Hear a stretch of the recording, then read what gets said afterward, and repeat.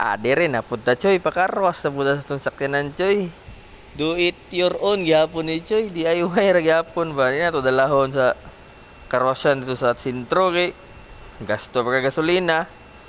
Dire na lang ta, 10 pesos ra ang tubig, 10 pesos ra pong sabon, 20 ra gasto nimo nya. Wala kay gasto gasolina kay duol ra. Main road ni siya choy sa amuang kuan choy. Subdivision.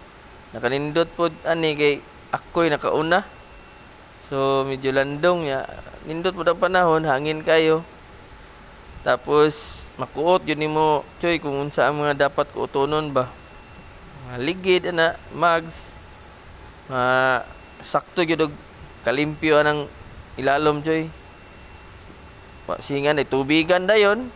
Dali ra kayo choy. Mingaw po ning panahon na choy mo nang ako'y nakauna. Ya, pinaka-importante choy pag human jud og gamit choy. Balik yun ang hose, itarong yun ang hose choy, arrange yun ang maayo. Ang kanang mga gamit diha choy, puy naa po diha, pero ako nagdala kog ako para sa nang pang tanggal og tubig. Si tawag na chamoy sa chamoy, sa tawag na choy. Comment daw choy.